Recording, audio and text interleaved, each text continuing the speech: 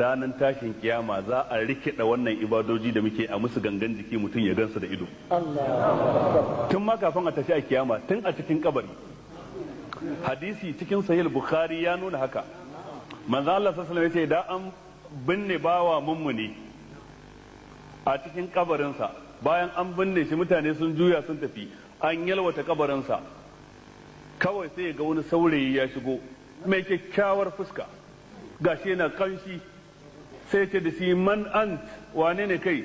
sai ce ana amaluka salih, ni ne aikinka na gari.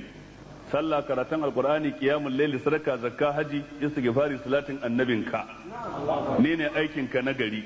Na zo ne dan in dauke maka kewar zaman kabari. Kaga ashe za a rikida aikin a yi masa gangan jiki.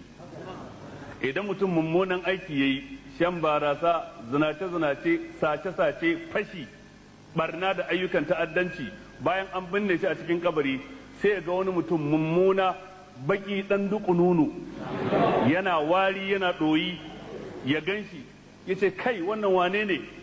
Fuskar ka bata bushara.